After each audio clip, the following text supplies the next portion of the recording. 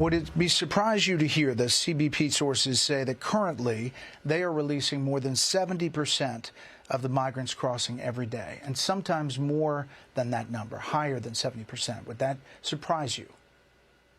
It would not. It would not surprise me at all. But you do think it's a crisis now? Brett, it is a challenge that we have been addressing vigorously with all of the tools and resources that we have been provided.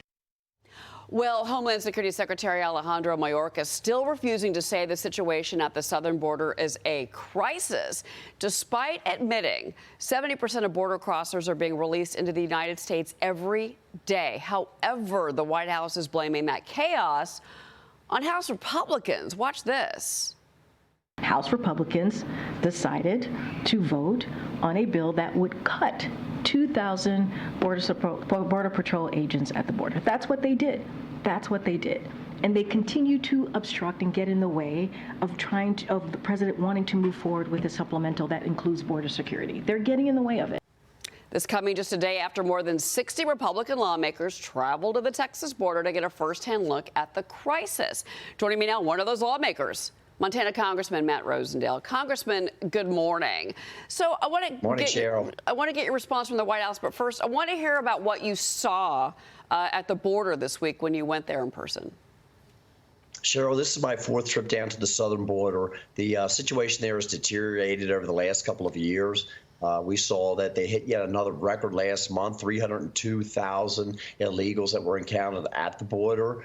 This is a national threat to our security. It truly is. It's an imminent threat. There were about 10,000 people being held there at Eagle Pass, Texas, just this week, at the beginning of the week. And because they knew, the administration knew that all these members of Congress were getting ready to arrive, they redistributed those people very quickly across the country. Cheryl, here's the kinds of things that truly, truly horrify me.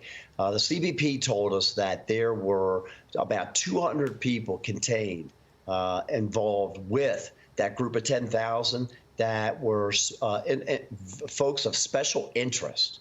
These are folks that were coming from other countries that they just don't have enough background information on, that they were trying to do additional vetting, additional research on, so that they can make a determination whether they could expel them or should expel them from the country immediately. And they were just whisked up with the rest of that 10,000, that group of 10,000, and redistributed around our country. We have people coming into our country illegally every day looking to do us harm.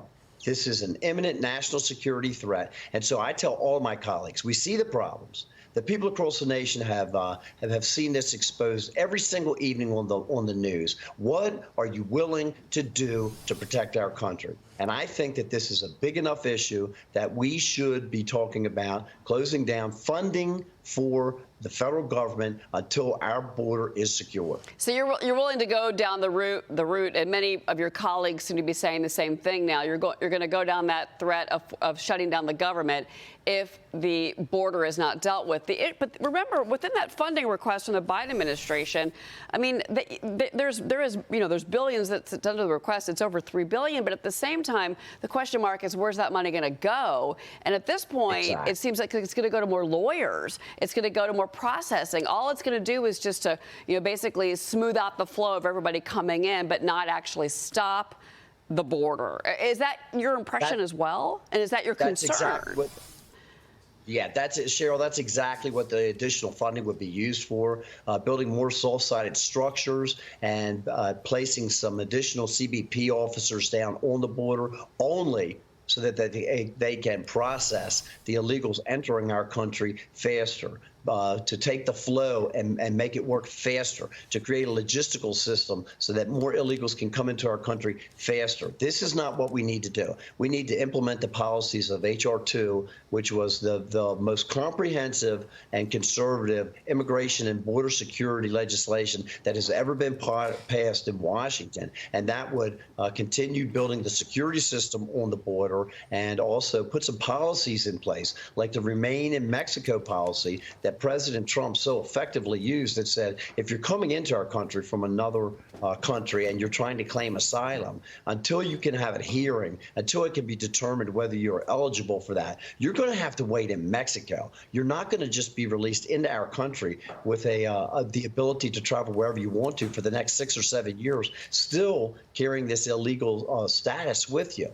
These are the kinds of things that we have to work on. And I'm telling you, this is an imminent national security threat because there are thousands of people coming into our country that we don't have any kind of background information on at all. They talk about fingerprinting and processing everyone that comes into the country. And that's great. Once they commit a crime, then we are going to be able to track them and say, OK, this is who they said that they were.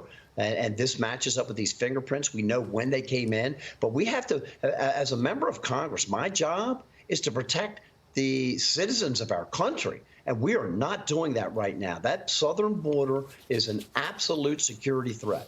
Well, Immigration and Customs Enforcement did reveal that the Biden administration deported less than 143,000 people for all of fiscal 23.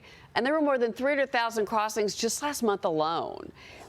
Secretary Mayorkas, he blamed climate change and then the U.S. job market. He says this is the reason. Watch what he says. Brett, the numbers are historic. The numbers are extraordinarily large. This is something that is not specific to the United States' southern border. We have increase in authoritarian regimes. We have more extreme weather events that are driving people from their homes. We have poverty. And America is proving to be prosperous with more than 8 million jobs that need to be filled. We recovered from the COVID pandemic more rapidly than any other country. Congressman, I got about 20 seconds. Your response to that real quick?